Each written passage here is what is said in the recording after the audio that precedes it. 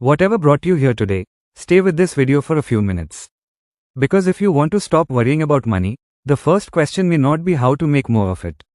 It may be, what kind of relationship do you have with money when you are afraid of losing it? Toxic money is not simply money earned illegally or spent recklessly. Money becomes toxic when fear, shame, greed, status, resentment, or desperation begins controlling financial decisions. And the dangerous part is that toxic money can produce something that looks like wealth while quietly destroying financial security. So what does toxic wealth actually look like? It can look like earning more while constantly feeling broke. It can look like increasing income but increasing obligations even faster. It can look like borrowing to maintain an appearance, investing because everyone else is doing it, refusing to sell a losing position because admitting the mistake hurts, or accepting income that repeatedly violates your values because you believe financial survival leaves no alternative. The underlying mechanism is behavioral. Money itself does not have a personality, but human decisions give money consequences. If fear controls earning, spending, saving, and investing, the financial system surrounding you begins reflecting that fear. Consider someone whose income rises substantially but whose lifestyle expands immediately.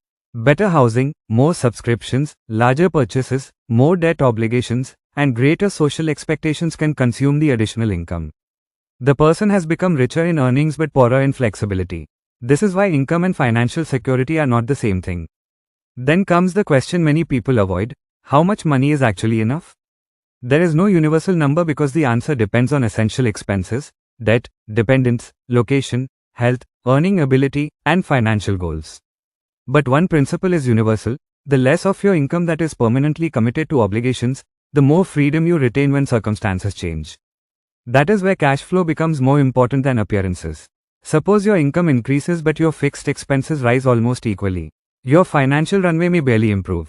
Another person with a smaller income but controlled obligations may survive an interruption much longer. Wealth therefore has a hidden dimension. How long can your life continue if your income changes?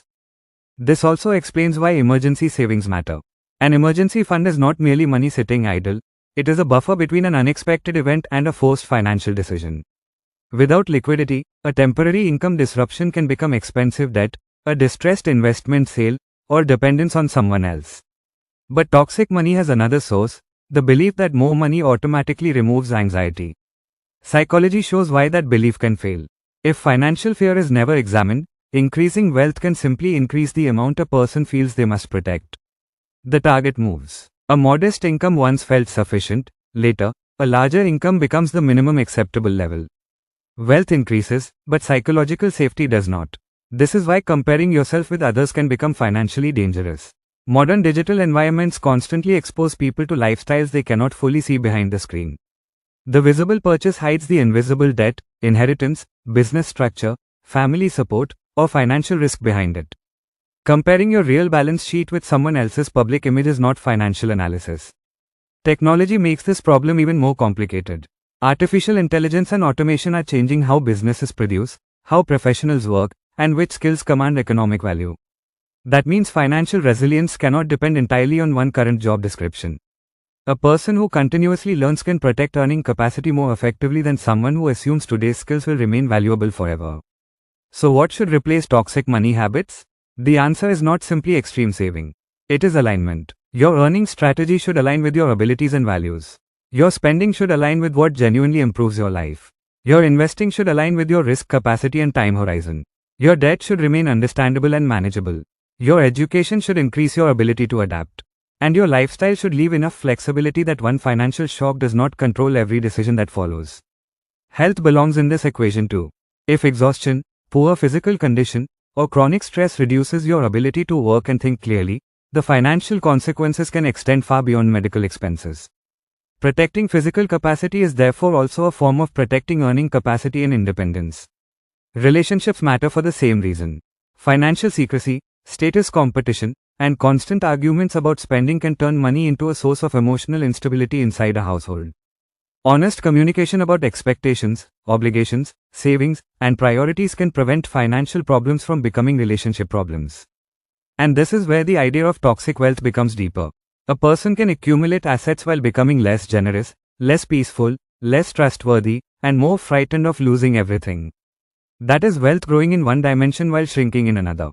The Ramayana offers a radically different understanding of strength through Lord Hanuman. His power was never separated from humility, service, discipline, and devotion. His strength served a purpose greater than personal accumulation.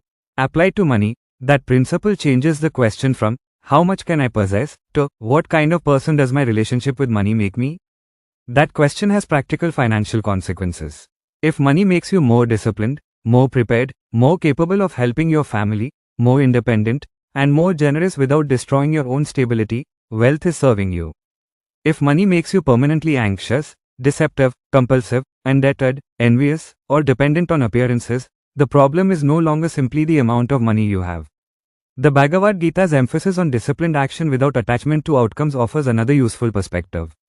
You can control your financial behavior, what you learn, what you spend, what you save, what risks you accept, and how honestly you assess your position. You cannot control every market cycle, economic shock, technological disruption, or unexpected expense. That distinction is essential because financial peace does not come from guaranteeing the future. It comes from becoming less fragile when the future changes. So, how do you stop worrying about money? Not by convincing yourself that nothing can go wrong. Instead, build a financial life in which fewer things can go catastrophically wrong at the same time. Create liquidity. Control unnecessary fixed obligations. Keep developing valuable skills. Understand your investments. Protect your health. Communicate honestly with the people who share your financial life.